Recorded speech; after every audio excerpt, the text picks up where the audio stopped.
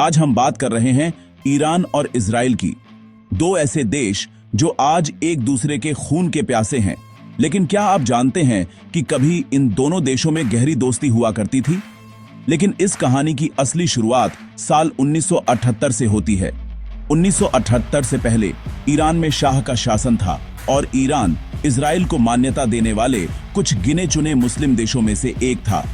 दोनों देशों के बीच व्यापार होता था, तेल का लेन देन था और खुफिया जानकारियां भी साझा की जाती थीं। इजराइल की खुफिया एजेंसी मोसाद ने तो ईरान की खुफिया एजेंसी को ट्रेनिंग तक दी थी। सब कुछ ठीक चल रहा था, लेकिन फिर आया साल 1978 और यहीं से इस कहानी की असली शुरुआत होती है, जब ईरान की तकदीर और तस्वीर दोनों बदल गई। 1978 में ईरान में इस्लामिक क्रांति की शुरुआत हुई, जो 1969 में पूरी तरह से सफल हो गई। शाह की सत्ता उखाड़ फेंकी गई और सत्ता में आए आयतुल्लाह खुमैनी। इस 1978 की क्रांति ने सिर्फ ईरान को नहीं बदला, बल्कि पूरे पश्चिम एशिया का समीकरण बदल दिया। खुमैनी के नेतृत्व में ईरान ने इजराइल के साथ सारे रिश्ते तोड़ दिए। तेहरान में मौजूद इजरायली दूतावास को बंद कर दिया गया और उसे फिलिस्तीनी संगठन PLO को सौंप दिया गया। ईरान की नई सरकार ने इजराइल को छोटा शैतान कहना शुरू कर दिया और उसे एक नाजायज देश बताया, जिसका अस्तित्व ही खत्म हो जाना चाहिए। दोस्ती की जगह अब नफरत ने ले ली थी और यही नफरत आने वाले दशकों में एक खतरनाक दुश्मनी की नींव बनी। इस बदलाव के बाद दोनों देशों के बीच सीधी बातचीत का कोई रास्ता नहीं बचा। ईरान ने इजराइल को एक ऐसे दुश्मन के तौर पर देखना शुरू किया जो इस्लाम और मुसलमानों के लिए खतरा है। वहीं इजराइल ने ईरान के नए शासन को अपने अस्तित्व के लिए एक सीधा खतरा माना। आप सोचिए, जो देश कल तक एक दूसरे के साथ खड़े थे, वो अब एक दूसरे को मिटाने की कसमें खाने लगे। यह सिर्फ दो सरकारों की लड़ाई नहीं थी, बल्कि दो अलग अलग विचारधाराओं की टक्कर थी। एक तरफ ईरान का इस्लामिक गणतंत्र था, तो दूसरी तरफ इजराइल का यहूदी राष्ट्र।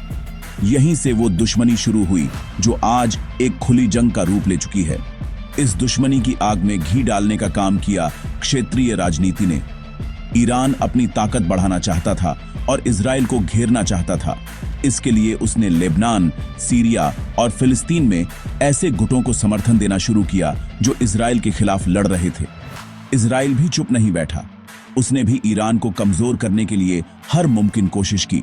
इस तरह जो दोस्ती कभी पश्चिम एशिया में मिसाल हुआ करती थी, वो अब एक ऐसी दुश्मनी में बदल गई जिसकी आग में आज पूरा इलाका जल रहा है। यह कहानी सिर्फ दो देशों की नहीं, बल्कि उस दौर की है जब धर्म और राजनीति ने मिलकर दोस्ती की जमीन पर नफरत के बीज बो दिए थे। ईरान और इजराइल के बीच की दुश्मनी को समझने के लिए हमें इसके 3 मुख्य कारणों को गहराई से देखना होगा। पहला और सबसे बड़ा कारण है विचारधारा का टकराव। जैसा कि हमने पहले भी कहा, 1969 की क्रांति के बाद ईरान एक शिया इस्लामिक गणतंत्र बन गया।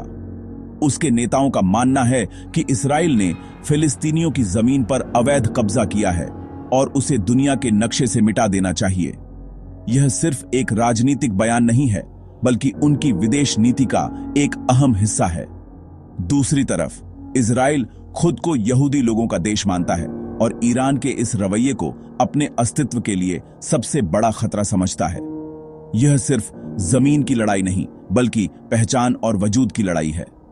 विवाद का दूसरा बड़ा कारण है ईरान का परमाणु कार्यक्रम। इजराइल को शक है कि ईरान शांतिपूर्ण ऊर्जा के नाम पर परमाणु बम बना रहा है। अगर ईरान परमाणु हथियार हासिल कर लेता है, तो इजराइल का मानना है कि वो इसका इस्तेमाल करने से नहीं हिचकेगा। यही वजह है कि इजराइल किसी भी कीमत पर ईरान को परमाणु शक्ति बनने से रोकना चाहता है। इसके लिए उसने कई बार ईरान के परमाणु वैज्ञानिकों की हत्या करवाई, उसके परमाणु ठिकानों पर साइबर हमले किए और तोड़फोड़ की घटनाओं को अंजाम दिया। ईरान कहता है कि उसका कार्यक्रम शांतिपूर्ण है, लेकिन दुनिया और खासकर इजराइल उसकी बातों पर यकीन नहीं करता। यह डर इस दुश्मनी को और भी गहरा कर देता है। तीसरा और सबसे खतरनाक पहलू है प्रॉक्सी वॉर, यानी छुपकर लड़ी जाने वाली लड़ाई। दशकों तक ईरान और इजराइल ने एक दूसरे पर सीधा हमला करने से परहेज किया। इसके बजाय उन्होंने दूसरे देशों की जमीन को अपना जंग का मैदान बना लिया। ईरान ने लेबनान में हिजबुल्लाह, गजा में हमास और सीरिया इराक में कई लड़ाकू गुटों को पैसा, हथियार और ट्रेनिंग दी। इन गुटों का मकसद इजराइल पर लगातार हमले करके उसे परेशान करना और उसकी सीमाओं को असुरक्षित बनाना है। इस तरह ईरान बिना सीधे शामिल हुए इजराइल को नुकसान पहुंचाता रहा। इसे ही प्रॉक्सी वॉर कहते हैं, जिसमें असली खिलाड़ी पर्दे के पीछे रहते हैं और उनके मोहरे मैदान में लड़ते हैं। जवाब में इजराइल ने भी ईरान के इन प्रॉक्सी गुटों पर लगातार हमले किए। उसने सीरिया में मौजूद ईरानी ठिकानों और हथियारों के काफिलों पर सैकड़ों हवाई हमले किए। उसने हिजबुल्लाह और हमास के बड़े बड़े कमांडरों को निशाना बनाकर मारा। यह एक ऐसी लुका छिपी की लड़ाई थी जो सालों तक चलती रही।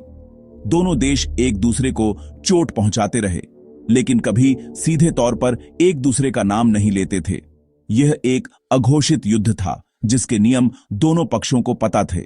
लेकिन यह प्रॉक्सी वॉर धीरे धीरे इतना बढ़ गया कि अब यह एक खुली और सीधी जंग में तब्दील हो चुका है, जिसका खामियाजा दोनों देशों की जनता भुगत रही है।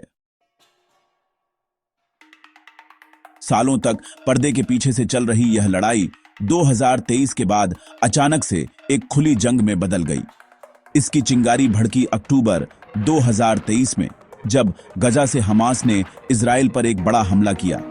इजराइल ने इसका आरोप ईरान पर लगाया कि उसी ने हमास को समर्थन दिया था। इसके बाद इजराइल ने गजा पर जो जवाबी कार्रवाई की, उससे पूरे पश्चिम एशिया में तनाव चरम पर पहुंच गया। यह वो मोड़ था जहां से प्रॉक्सी वॉर के नियम टूटने लगे। अब हमले सिर्फ प्रॉक्सी गुटों तक सीमित नहीं रहे, बल्कि दोनों देश एक दूसरे के बड़े नेताओं और ठिकानों को निशाना बनाने लगे। यह एक बहुत ही खतरनाक बदलाव था। इसके बाद घटनाओं का एक ऐसा सिलसिला शुरू हुआ जिसने इस छुपी हुई लड़ाई को पूरी दुनिया के सामने ला दिया। अप्रैल 2024 में इजराइल ने सीरिया में मौजूद ईरानी दूतावास पर हमला कर दिया, जिसमें ईरान के कई बड़े सैन्य कमांडर मारे गए। यह पहली बार था जब इजराइल ने ईरान के किसी राजनयिक ठिकाने को निशाना बनाया था। ईरान के लिए यह एक सीधी चुनौती थी। जवाब में ईरान ने भी पहली बार अपनी जमीन से सैकड़ों मिसाइलों और ड्रोनों से सीधे इजराइल पर हमला किया। हालांकि इजरायली डिफेंस सिस्टम ने ज्यादातर हमलों को नाकाम कर दिया, लेकिन यह एक ऐतिहासिक घटना थी। अब जंग पर्दे के पीछे से निकलकर खुले मैदान में आ चुकी थी। इसके बाद तो जैसे बदला लेने की एक होड़ सी लग गई। इजराइल ने ईरान के कई बड़े नेताओं को निशाना बनाया। जुलाई 2024 में हमास के नेता इस्माइल हानिया को तेहरान में मार दिया गया। फिर सितंबर 2024 में लेबनान में हिजबुल्लाह के मुखिया हसन नसरल्लाह की भी एक हवाई हमले में मौत हो गई। ये दोनों ईरान के सबसे बड़े सहयोगी थे। ईरान ने इसका बदला लेने के लिए अक्टूबर 2024 में फिर से इजराइल पर मिसाइलें दागी। जवाब में इजराइल ने ईरान के सैन्य और परमाणु ठिकानों पर हमला किया। अब यह लड़ाई सिर्फ प्रॉक्सी गुटों या नेताओं तक सीमित नहीं रही, बल्कि दोनों देश एक दूसरे की जमीन पर हमला करने लगे थे। यह तनाव 2025 में अपने चरम पर पहुंच गया।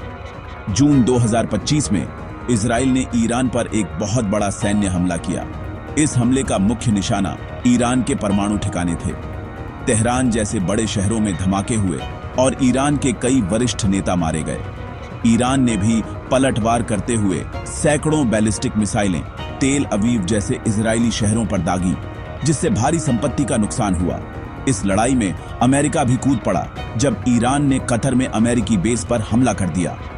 अमेरिका ने ईरान के 3 परमाणु ठिकानों पर हमला किया।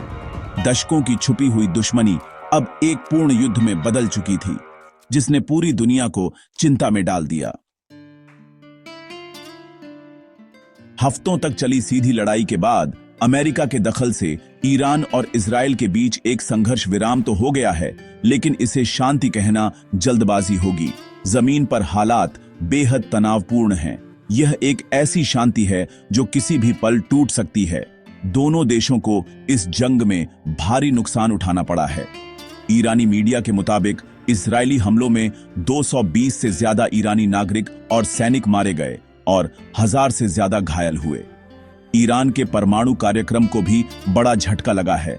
वहीं इजराइल में भी ईरानी मिसाइलों से 20 से ज्यादा लोगों की मौत हुई और कई शहरों में इमारतों को भारी नुकसान पहुंचा।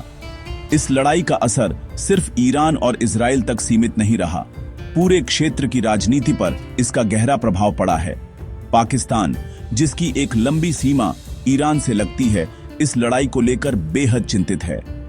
उसने इजरायली हमलों की निंदा की और अपनी सुरक्षा के लिए ईरान से लगी सीमाओं को बंद कर दिया। पाकिस्तान को डर है कि इस लड़ाई से उसके बलूचिस्तान प्रांत में अस्थिरता बढ़ सकती है और वहां चरमपंथी गुटों की सक्रियता तेज हो सकती है। इसके अलावा पाकिस्तान में एक बड़ी शिया आबादी भी है, इसलिए सरकार कोई भी ऐसा कदम उठाने से बच रही है जिससे देश के अंदर सांप्रदायिक तनाव पैदा हो। इस जंग में अमेरिका की भूमिका भी अहम रही। पूर्व राष्ट्रपति डोनाल्ड ट्रंप के नेतृत्व में अमेरिका ने खुलकर इजराइल का साथ दिया और ईरान पर सीधे हमले भी किए। G7 देशों ने भी इजराइल का समर्थन किया, जिससे ईरान अंतर्राष्ट्रीय स्तर पर और भी अलग थलग पड़ गया। इस संघर्ष ने यह साफ कर दिया है कि पश्चिम एशिया में अगर कोई बड़ा युद्ध होता है तो अमेरिका और पश्चिमी देश चुप नहीं बैठेंगे। हालांकि अब एक नाजुक संघर्ष विराम लागू है, लेकिन दोनों देशों के बीच दुश्मनी और अविश्वास की खाई और भी ज्यादा गहरी हो गई है। ईरान अपने नुकसान का बदला लेना चाहेगा और इजराइल भविष्य में किसी भी खतरे को रोकने के लिए तैयार रहेगा। तो हकीकत यह है कि बंदूकों की आवाज तो थम गई है, लेकिन तनाव की आग अभी भी सुलग रही है। ईरान के अंदर सरकार ने युद्ध के बाद अपने विरोधियों पर शिकंजा कसना शुरू कर दिया है और हजारों लोगों को गिरफ्तार किया गया है। दोनों देशों के रिश्ते अब उस मोड़ पर पहुंच चुके हैं जहां से वापसी का कोई रास्ता नजर नहीं आता। प्रॉक्सी वॉर अब एक खुली जंग में बदल चुका है और भविष्य में किसी भी छोटी सी घटना से यह चिंगारी फिर से एक बड़ी आग में बदल सकती है। यह शांति एक पतले धागे से बंधी है और पूरी दुनिया सांस रोके देख रही है कि पश्चिम एशिया का भविष्य क्या मोड़ लेता है।